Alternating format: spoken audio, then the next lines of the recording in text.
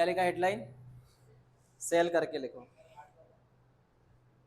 बस उतना ही था वो। हाँ, जितना मुझे हार्ट के बारे में पढ़ा था उतना ही था, बाकी जब सिलेबस पढ़ेंगे तब बात करेंगे उसकी, क्योंकि हमें अभी सेल पढ़ना है और उसके बाद टिश्यू पढ़ना है। ठीक है। हाँ, हार्ट में मेन क्या था, वो चेम्बर वगैरह था, और खून कैसे फ्लो होता है वो था। बस वो ऑर्गन पढ़ा था, बाकी नहीं चीज़ें, बाकी तो अपने सिलेबस में आ जाएगी। सेल क्या है बताओ? Cell is the structural functional unit of life. क्या है cell? Structural functional unit of life. लिखिए जरा इसको, structural functional unit of life. Cell is the structural functional unit of life.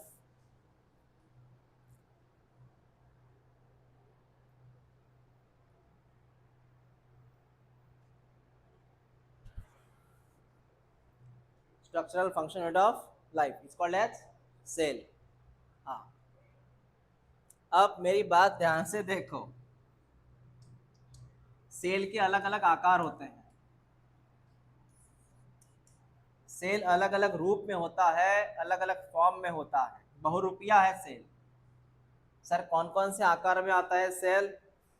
जरा मैं आपको एक तस्वीर दिखाता हूँ और उससे बताता हूँ बेटा।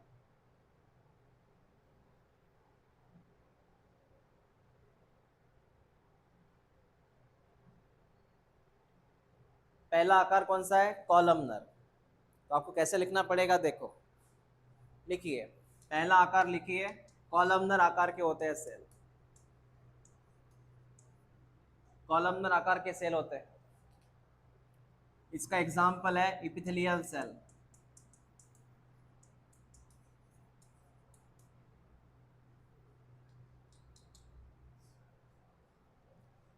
सेल का आकार क्या है बता? कॉलमनर। एग्जाम्पल क्या है उसका? Epithelial cell. इसका आकार ड्रॉ करो, ऐसे होता है कॉलमनर।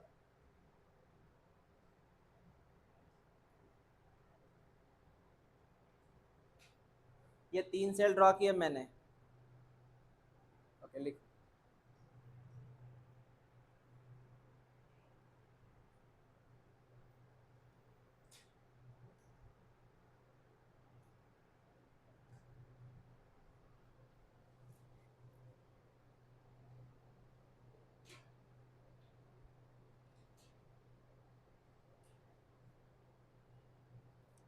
सेल का आकार कैसा है? कॉलमनर। एग्जाम्पल क्या है? Epithelial cell. और इसका आकार ऐसे है, कॉलम जैसा, 1 2 3। और उसके भीतर व्हाइट कलर के कौन है सर? उसके न्यूक्लियस है बेटा। ये कौन है उसका? न्यूक्लियस। इनफ।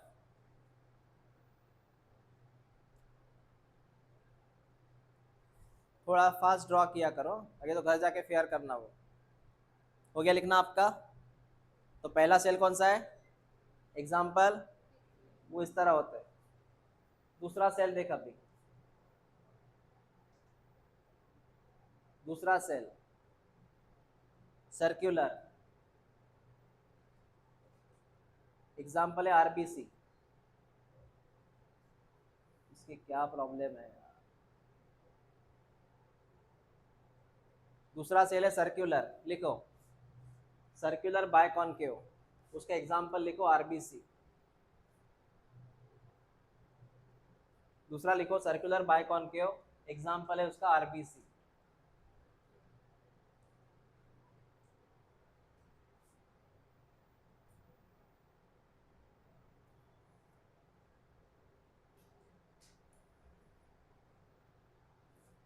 आरबीसी ऐसे होते हैं, RBC circular, that is called as circular.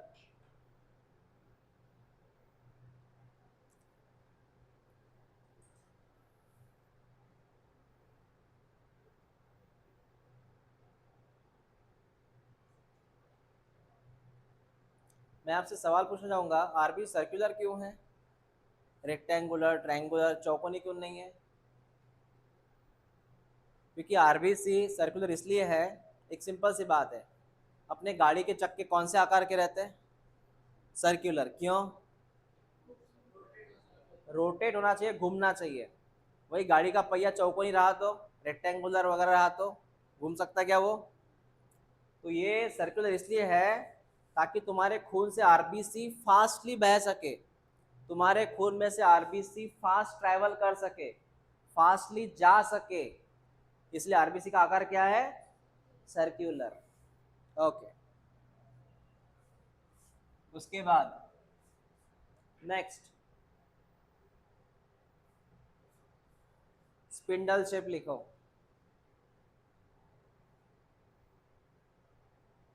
Spindle shape example लिख। स्मूथ मसल,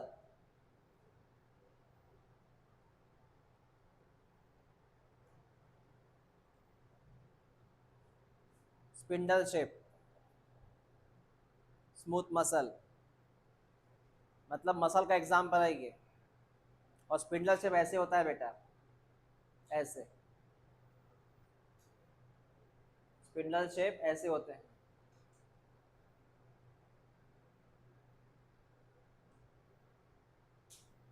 क्लियर है? शेप याद रखना, स्पिंडल ऐसे होता है।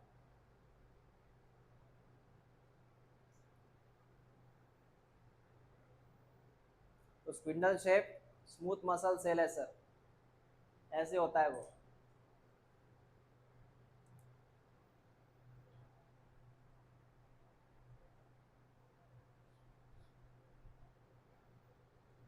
क्लियर है? आगे बात करते हैं। आगे देखो, ओवल शेप। ओवल शेप में आता है, ओवल शेप, ओवल शेप में आता है ओहम और एक सेल, जो ऐसे होता है। ओवल शेप, ओवल शेप में आता है ओहम और एक सेल,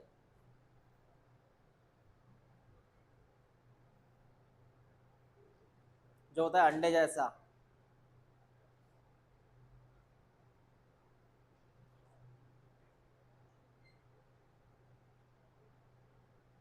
तुम्ही सकाळी सांजे वॅश करणार आहे का शेफ सरांची? हां, उद्यापासून सकाळची करणार आहे का? उद्या सुट्टी म्हणून आता आलंय. ओके, चालेल. इव्हिनिंगला पण हाच टॉपिक आहे. हाँ हो गया ये लिखना? क्लियर है? Oval shape. तुझे ओहम पता है ना? Female eggs, human female eggs मतलब कौन? ओहम। उसके बाद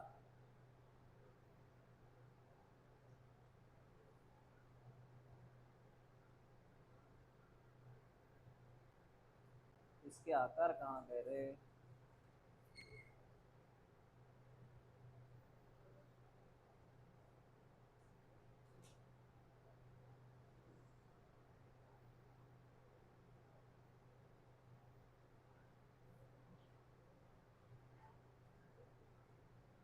थोड़ा सेंसिटिव हो गया है ये, जल्दी रिस्पॉन्स नहीं दे रहा है, या बहुत जल्दी रिस्पॉन्स दे रहा है। नेक्स्ट लिखो, इरेगुलर।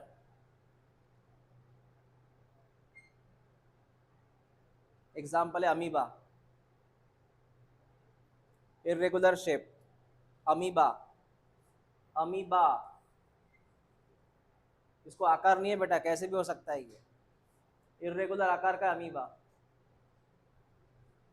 ये कैसे भी हो सकता है, शेपलेस है ये।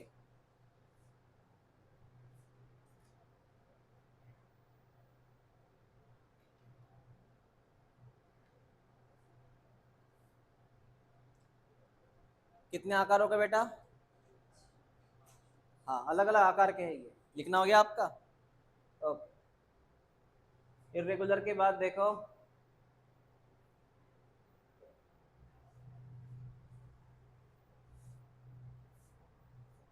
Circular, fat cell. सर्कुलर में इसके पहले भी सेल आया था ना, आरबीसी वाला। हाँ हाँ, सर्कुलर में और एक सेल आता है फैट सेल करके, फैट सेल करके और एक सेल आता है, सर्कुलर में आता है वो। सर ये कैसे होता है? सुन ले बेटा, ये बहुत सर्कुलर में रहता है ऐसे, और इसके अंदर फैट भरा रहता है। ये खासियत है इसकी, ये सर्कुलर है, उसके अंदर बहुत सारा फैट भरा हुआ है, ग्रीन कलर में फैट है। ग्रीन कलर में क्या है सर? फैट। देख लो, ग्रीन कलर में फैट है, सर्कुलर रहता है ऐसा। तुम्हारे स्किन में रहते हैं ये सेल, फैट सेल। हाँ हाँ, वेरी गुड, एडिपोज।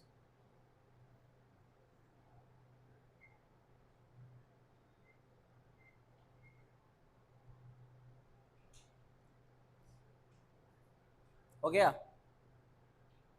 सर्कुलर में आता है सर फैट सेल। उसके बाद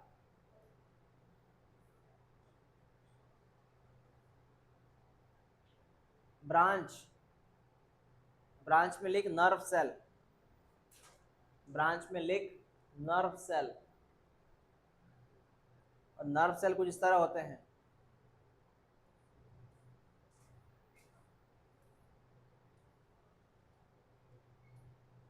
इस तरह होते हैं नर्व सेल विथ न्यूक्लियस।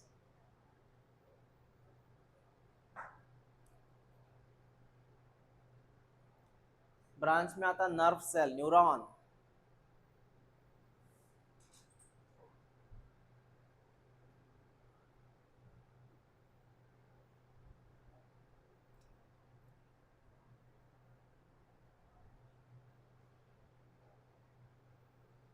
झालं का लिहून? हाँ हाँ। नेक्स्ट, ब्रांच के बाद क्या है sir? Rod shape. Rod shape में आता है बैक्टीरिया, और वो ऐसे होता है। रॉड शेप में आता है बैक्टीरिया, और वो ऐसे होता है।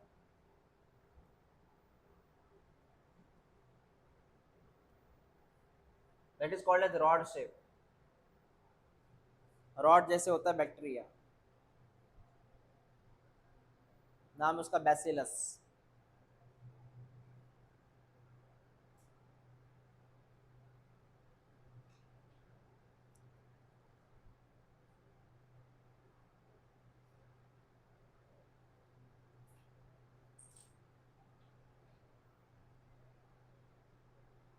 हो गया रॉड शेप बैक्टीरिया। हाँ, जस्ट लाइक रॉड, ये रॉड की तरह होता है बैक्टीरिया, वो रॉड। ओके, कितने आकार होगा बेटा? हाँ, 8। ये मैंने स्लाइड बनाई थी, ये पता नहीं ये ऐसा क्यों कर रहा है। देखो, मैंने इसके आकार भी लाए थे, देख लो नहीं तो। दिख रहा है ऐसे? ठीक है, होता रहता है।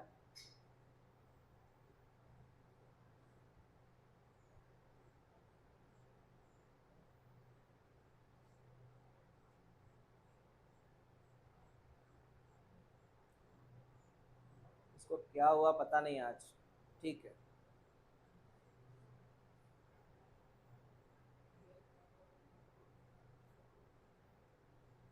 वहां तक तुम्हारा टॉपिक खत्म हो गया। एक बार रिवाइज करो सेल के आकार, कौन कौन से आकार रिवाइज करो। कॉलमनर का एग्जांपल क्या है? उसके बाद कौन सा है? सर्कुलर में बाय कॉनकेव कैसा है? आरबीसी। उसके बाद स्पिंडल में कौन है? हाँ, स्मूथ मसल, तुम्हारे अंदर की मसल है वो। देन ओवल शेप में कौन? ओहोमेरिक। उसके बाद बेटा इर्रेगुलर में कौन आता? अमीबा। और उसके बाद सर्कुलर में कौन? Fat cell. हाँ, उसके फैट भरा है। और बेटा ब्रांच में कौन? Nerve cell. उसके बाद रॉड शेप में कौन? बैक्टीरिया, बैक्टीरिया का नाम बैसिलस। ओके, अब कुछ खास बेसिक इंफॉर्मेशन है जो बहुत लॉजिकल है, और ये आपके सिलेबस में भी है। इसमें क्या क्या लिखा है वो देखो। दुनिया का सबसे छोटा सेल का नाम क्या है? दुनिया का सबसे छोटा सेल होता है जिसका नाम है माइकोप्लाज्मा। क्या नाम है?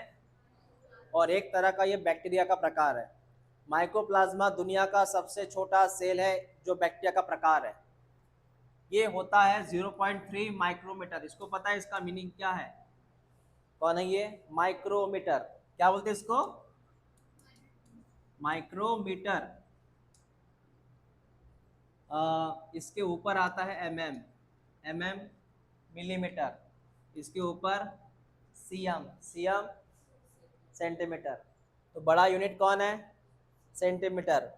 उससे कम, उससे कम माइक्रोमीटर, इससे भी कम एनएम, एनएम सुना है कभी? NM nanometre. हाँ। तो क्या बोला बेटा मैंने? हमारा बैक्टीरिया, इसका नाम क्या है बेटा? सबसे छोटा सेल कितना है? 0.3। लिख लो इसे, स्मॉलेस्ट सेल माइकोप्लाज्मा।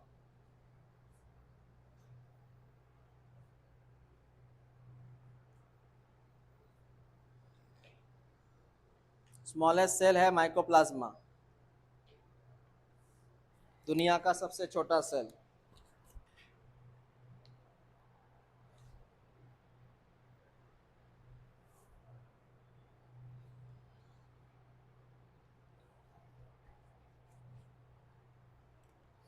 ठीक है बेटा, बस उतना ही लिख, माइकोप्लाज्मा ही लिख, और कुछ मत लिख। ठीक है। दुनिया का सबसे बड़ा सेल, दुनिया का सबसे लार्जेस्ट सेल, उसका नाम है एग ऑफ ऑस्ट्रिच। ऑस्ट्रिच का अंडा, वो व्हाइट कलर का होता है ना, इतना अंडा व्हाइटिश कलर का, थोड़ा मिल्किश रहता है, डॉट डॉट रहते हैं उसके ऊपर। कितने से ये होता है? ऑस्ट्रिच का अंडा होता है बेटा 18 सेंटीमीटर का। कितना होता है? 18 सेंटीमीटर का होता है। ये लिख, लिखो मैं जो लिखता हूँ, largest cell, largest cell, largest cell, उसमें लिख egg of ostrich, largest cell egg of ostrich. Largest बोला, लार्जेस्ट मतलब बड़ा वाला, ये है वो बड़ा एग चाहिए, largest cell, that is called as egg of ostrich. अब लिख दुनिया का सबसे लंबा सेल, मैंने लंबा सेल बोला, लंबा cell, longest cell, nerve cell, neuron.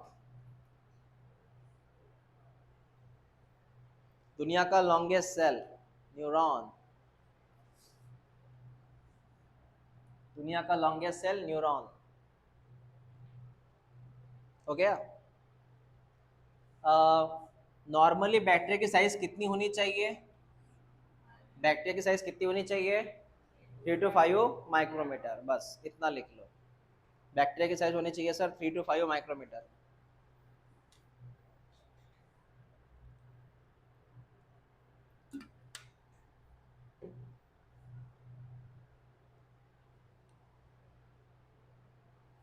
Bacteria की साइज होनी चाहिए सर 3 to 5 माइक्रोमीटर, बस इतना ही है। एक बार रिपीट करो क्या पढ़ा आपने।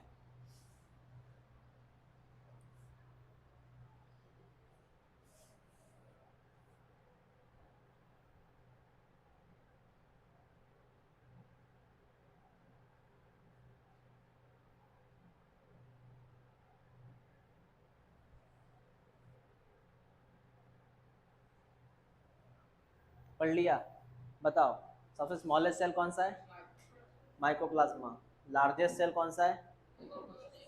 लॉन्गेस्ट सेल कौन सा है? बैक्टीरिया की नॉर्मली साइज कितनी होती है? ये हमेशा के लिए याद रखना। समझ में आया? हाँ।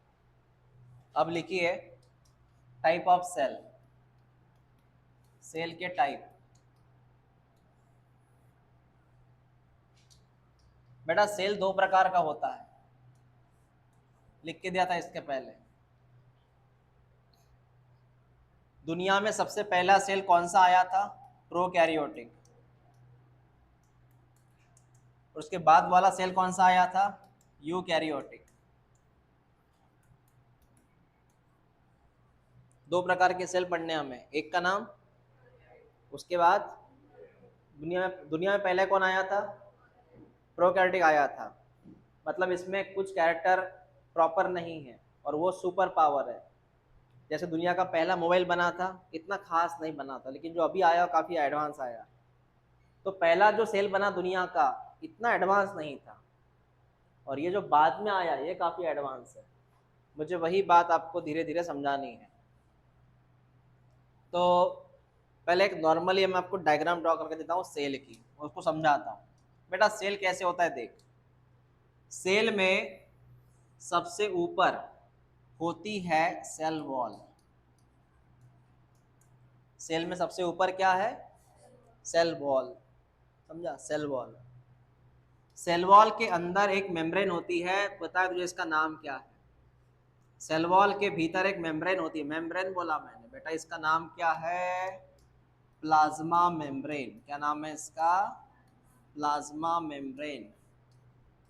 ये सेल तूने कब पढ़ा था? 10th 8 में कि 9th में?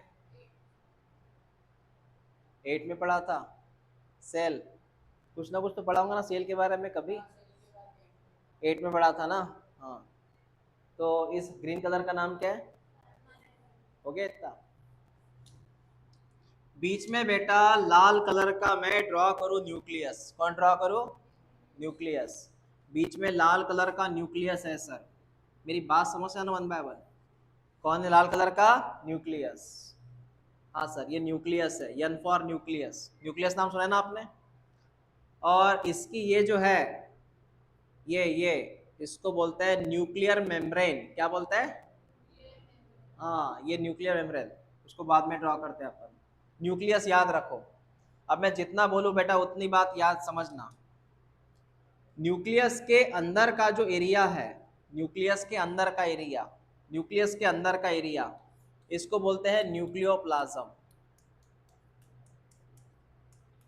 न्यूक्लियस के अंदर का एरिया न्यूक्लियोप्लाज्म। न्यूक्लियस के बाहर का area up to plasma membrane. Nucleus के बाहर का एरिया अप टू, इसको बोलते हैं साइटोप्लाज्म। तुझे समझ में आया मैंने क्या बोला? रिपीट कर। न्यूक्लियस के अंदर का एरिया, न्यूक्लियस के बाहर अप टू, क्या बोलते हैं इसको? साइटोप्लाज्म। तो न्यूक्लियोप्लाज्म, साइटोप्लाज्म, इतना समझ में आया? हाँ। और बेटा यहाँ जगह नहीं तो मैं ऐसा लिख रहा हूँ, न्यूक्लियोप्लाज्म प्लस साइटोप्लाज्म, इसको कॉमनली बोलते हैं प्रोटोप्लाज्म। इसको कॉमनली बोलते हैं, मतलब दोनों को, दोनों की सम, दोनों का हमने कॉम्बिनेशन किया, दोनों को साथ में क्या बोलते हैं? तो what is protoplasm? It is the combination of plus, commonly called as, लिख लो इसे।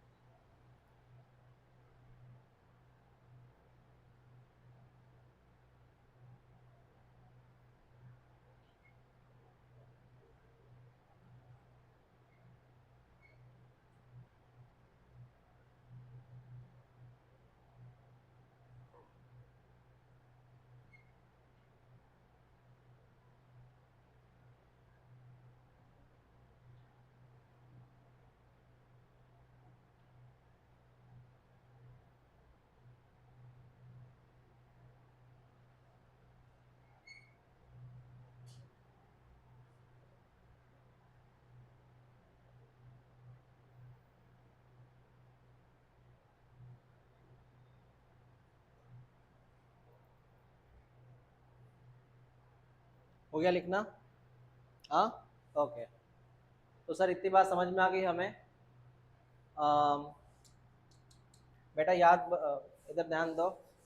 मैंने लाल कलर में क्या ड्रॉ किया? न्यूक्लियस। क्या ड्रॉ किया? न्यूक्लियस के ऊपर एक मेम्ब्रेन होती है, न्यूक्लियस के ऊपर एक कवच होता है, इस कवच का नाम है न्यूक्लियर मेम्ब्रेन। कवच का नाम न्यूक्लियर मेम्ब्रेन, याद रखो। न्यूक्लियस के ऊपर एक कवच होती है, कवच का नाम है न्यूक्लियर मेम्ब्रेन।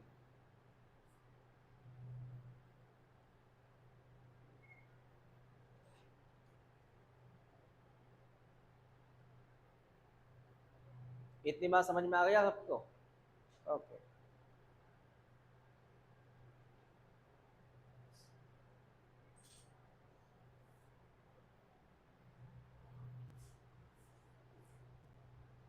तो सर ये कुछ बेसिक इंफॉर्मेशन थी सेल के स्ट्रक्चर के मामले में, स्ट्रक्चर सेल के बारे में। Cell wall, plasma membrane, cytoplasm, nucleoplasm, protoplasm. देखो अभी, तो सबसे पहले हेडलाइन लिखो प्रोकैरियोटिक। तूने हेडलाइन लिखा ना इसका? पहला हेडलाइन क्या लिखा? प्रोकैरियोटिक लिखा क्या? नहीं लिखा ना? लिखो हेडलाइन प्रोकैरियोटिक।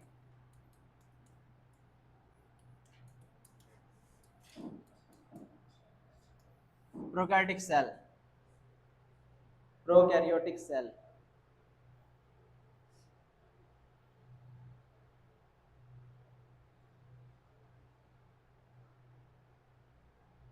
लिखा हेडलाइन प्रोकैरियोटिक सेल। अब मेरी बात सुन, प्रोकैरियोटिक सेल में पहले कौन कौन आता है वो देख। प्रोकैरियोटिक सेल में आता है बेटा बैक्टीरिया, उसके बाद में आता है ब्लू ग्रीन अलगी, ये अलगी नहीं है, ये बैक्टीरिया का नाम है, एंड माइकोप्लाज्मा। तूने अभी पढ़ा था इसके बारे में। प्रोकैरियोटिक में कौन कौन आता है एक बार देख ले। बैक्टीरिया, ब्लू ग्रीन अलगी, माइकोप्लाज्मा, ये तीनों आते हैं प्रोकैरियोटिक में। उसके बाद में अगर मैं बैक्टीरिया की बात करूं, अगर मैं बैक्टीरिया की बात करूं तो प्रोकैरियोटिक में बैक्टीरिया के 4 आकार होते हैं, 4 शेप, 4 आकार होते हैं बैक्टीरिया के प्रोकैरियोटिक सेल में। मैं चारों के बारे में लिख के दूंगा, देख बेटा। बैक्टीरिया अलग अलग आकार के होते हैं। पहला आकार है बैसिलस, दूसरा आकार है कोकस, सिर्फ सुनते जाना बाद में लिखना। तीसरा आकार है विब्रियो, और चौथा आकार है स्पिरिलम, स्पिरिलम।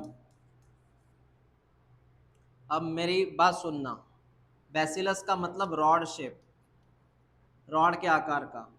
कोकस मतलब, कोकस का मतलब है सर्कुलर शेप या स्पेरिकल, स्पेरिकल के आकार का। विब्रियो का मतलब है कॉमा शेप, कॉमा शेप। और स्पिरिलम का मतलब है स्पाइरल शेप। ऐसे 4 आकार के बैक्टीरिया होते हैं। मैं इसको ड्रॉ करूंगा अभी। बेटा बैसिलस का मतलब कौन सा आकार? रॉड शेप, रॉड ऐसे होता है। दूसरे कलर में ड्रॉ करते हैं इसको। रॉड ऐसे होता है बेटा। क्या कौन सा आकार है ये? Rod shape. दूसरा कौन सा है? Spherical shape. तीसरा कौन सा है? Comma shape. बेटा कॉमा ऐसे होता है, इसको इधर ड्रॉ करते हैं। कॉमा, कॉमा ऐसे होता है, यू नो कॉमा, कॉमा ऐसे होता है। नेक्स्ट कौन है? स्पाइरल, स्पाइरल ऐसे होता है, you know which shape? Spiral. Clear है? कितने आकार का बैक्टीरिया है? 4। लिख लो इसको, बैक्टीरिया 4 आकार का होता है।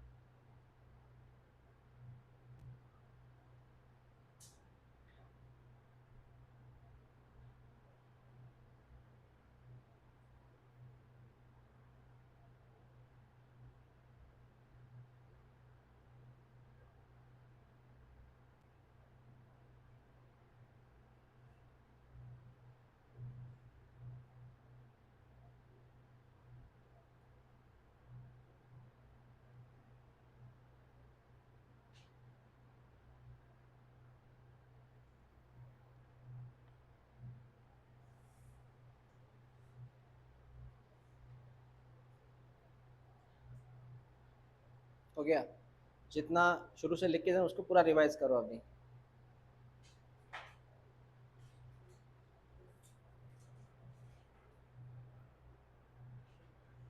क्योंकि हम प्रोकैरियोटिक का जो स्ट्रक्चर है, इस स्ट्रक्चर इसका क्या एक्सप्लेनेशन वो कल बात करेंगे, अभी होगा नहीं वो। प्रोकैरियोटिक के बाद हम कल करेंगे कंटिन्यू में। अभी जितना हुआ है टॉपिक उतना पढ़ो, आज जो पढ़ाया मैंने, विद एग्जाम्पल।